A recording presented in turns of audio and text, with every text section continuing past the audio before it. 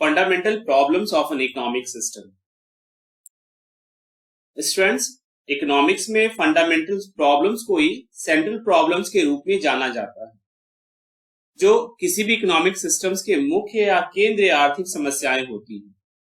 किसी भी इकोनॉमिस्ट को किसी राष्ट्र के सेंट्रल प्रॉब्लम को समझने के लिए उसके इकोनॉमिक प्रॉब्लम को समझने की आवश्यकता होती है।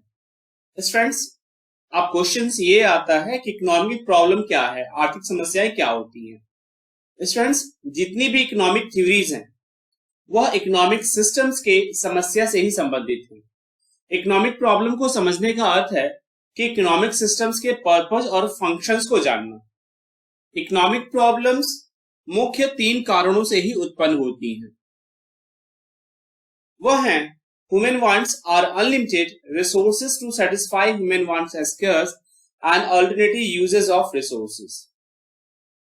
मीन्स जो मानव की आवश्यकताएं हैं वह असीमित है। यह एक इकोनॉमिक प्रॉब्लम का फर्स्ट रीजन है। सेकेंड है स्टूडेंट्स कि जो मानव की आवश्यकताओं को पूरा करने वाले जो साधन है या हम कह सके जो संसाधन है वह दुर्लभ है।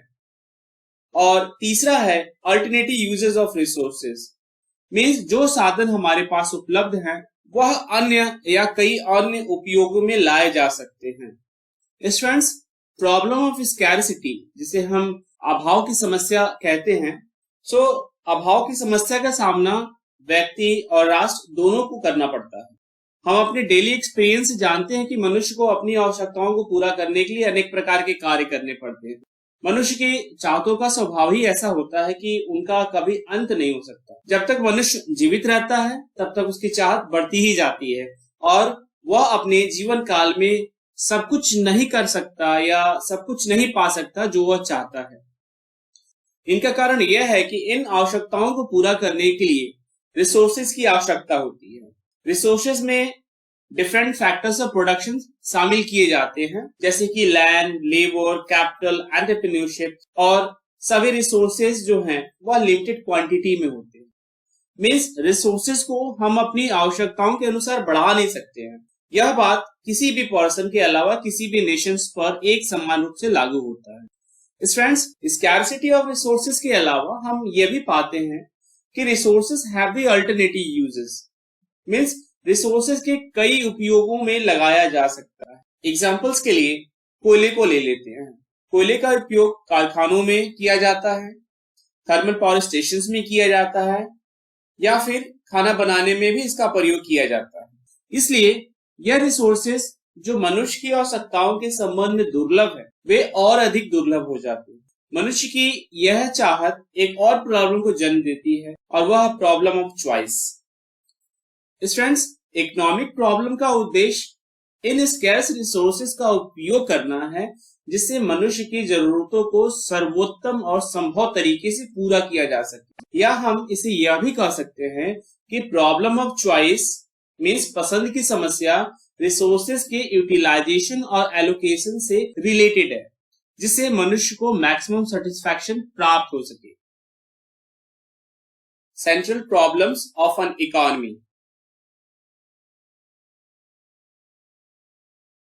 The economic problem gives rise to the central problems of an economy are as what to produce and in what quantities, how to produce and for whom to produce. Friends, दुनिया के सभी economy unlimited wants and limited resource की economic problems का सामना करती है। यह economic problem लोगों को इस बारे में चुनाव करने की समस्या को जन्म देता है कि वे स्कैर्स रिसोर्सेज का उपयोग कैसे करना चाहते हैं। यह इकोनॉमिक प्रॉब्लम एक इकोनॉमी की सेंट्रल प्रॉब्लम को क्रिएट करते हैं, जो इस प्रकार से हैं: what to produce and in what quantities, means क्या उत्पादन करना है और कितनी मात्रा में उत्पादन करना है। हाउ टू प्रोड्यूस, कैसे उत्पादन करना है, and for whom to produce, किसके लिए उत्पादन करना है। फ्रेंड्स, these 3 क्वेश्चंस को सेंट्रल प्रॉब्लम्स इसलिए कहा जाता है क्योंकि प्रत्येक इकोनॉमी को इन क्वेश्चंस का सामना करना पड़ता है। और इनके लिए सॉल्यूशंस भी खोजना होता है। सामूहिक रूप से इन सेंट्रल प्रॉब्लम्स को problem of allocation of resources भी कहा जाता है। चलिए इसे हम वन बाय वन डिस्कस करते हैं। First is what to produce and in what quantities. The problem of what to produce and in what quantities to be produced can be solved by a government that decides the allocation of resources in different areas of production. It can be solved on the preference of people in an economy and on the price of goods and services in the market. Friends, scarce resources हमें क्या उत्पादन करना है और कितनी मात्रा में उत्पादन करना है की प्रॉब्लम की ओर ले जाता है। क्या उत्पादन करें और कितनी मात्रा में उत्पादन करें, इस समस्या का सामना सभी अर्थव्यवस्थाओं को करना पड़ता है। किसी भी इकोनॉमी को कुछ डेफिनेट क्वेश्चंस के आंसर देने होते हैं, जैसे कि वो अपने रिसोर्सेज का यूज कंज्यूमर गुड्स के लिए या कैपिटल गुड्स के लिए करेगी, या वो अपने रिसोर्सेज का यूज कंजप्शन गुड्स के लिए या लग्जरियस गुड्स के लिए करेगी, या फिर वो अपने रिसोर्सेज का यूज कंज्यूमर गुड्स के लिए या फिर डिफेंस गुड्स के लिए यूज करेगी। फ्रेंड्स, इस तरह के क्वेश्चंस के आंसर केवल गवर्नमेंट ही दे सकती है या गवर्नमेंट ही इस तरह के प्रॉब्लम को सॉल्व कर सकती है कि उस इकोनॉमी में क्या प्रोड्यूस करना चाहिए और कितनी मात्रा में प्रोड्यूस किया जाना चाहिए।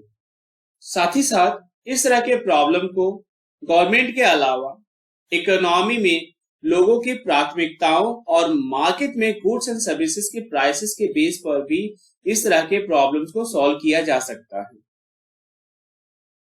Next is how to produce, कैसे उत्पादन करें। The solution of the problem is based on the extent of output that is produced for a given level of resources. Any producer would like to maximize the level of output from the available resources, and the cost of using a technique is equally very important. A producer will use that particular technology which is available at least cost. कैसे उत्पादन करें? यह questions production technique के selection की problem से related है। Technique of production से मतलब है कि प्रोडक्शंस के डिफरेंट फैक्टर्स के कॉम्बिनेशन से है, मींस संयोजनों से है, जिसका उपयोग एक अच्छे प्रोडक्शंस करने के लिए किया जा सकता है। आमतौर पर सभी गुड्स का प्रोडक्शंस के डिफरेंट टेक्निक से किया जा सकता है, मींस विभिन्न तरीके से। प्रोडक्शंस के डिफरेंट टेक्निक्स के लिए प्रोडक्शन फैक्टर्स के डिफरेंट कॉम्बिनेशंस की आवश्यकता होती है। प्रोडक्शंस की एक टेक्निक या तो लेबर इंटेंसिव हो सकती है या कैपिटल इंटेंसिव हो सकती है। लेबर इंटेंसिव को श्रम प्रधान और कैपिटल इंटेंसिव को पूंजी प्रधान कहते हैं। स्टूडेंट्स, प्रोडक्शन प्रोसेस में जब हम कैपिटल के अनुपात में लेबर की अधिक इकाइयों का उपयोग किया जाता है तो इसे लेबर इंटेंसिव टेक्निक कहा जाता है, और अल्टरनेटिवली जब उपयोग की गई कैपिटल का रेशियो लेबर से अधिक होता है तो इस तरह के प्रोडक्शन प्रोसेस को कैपिटल इंटेंसिव टेक्निक कहा जाता है, पूंजी गहन तकनीक कहा जाता है। प्रोडक्शंस कैसे किया जाए, इस समस्या का समाधान किसी दिए गए स्तर के रिसोर्सेज के लिए प्रोड्यूस्ड आउटपुट की सीमा पर आधारित होता है। कोई भी प्रोड्यूसर्स अवेलेबल रिसोर्सेज से प्रोडक्शंस के लेवल को मैक्सिमाइज करना चाहेगा, साथ ही साथ एक ऐसे प्रोडक्शन टेक्निक का उपयोग करना चाहेगा जो कम से कम कॉस्ट पर उपलब्ध हो। इस तरीके से उत्पादन कैसे करें की समस्या का समाधान किया जा सकता है। I am moving to next last point, for whom to produce.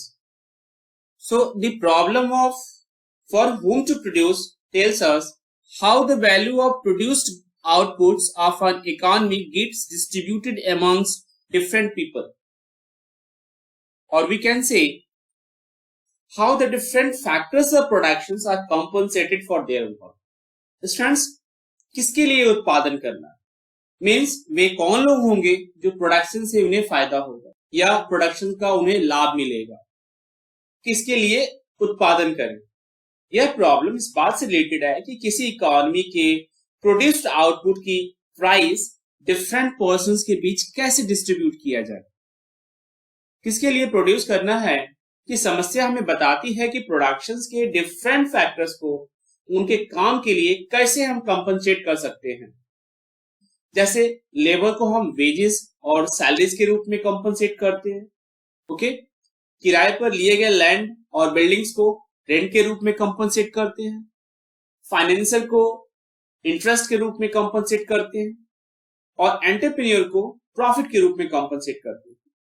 तो ये क्वेश्चंस कि उत्पादन किसके लिए करें, तो हमें डिफरेंट फैक्टर्स ऑफ प्रोडक्शंस को कंपनसेट करने के क्वेश्चंस के आंसर्स को बताता है।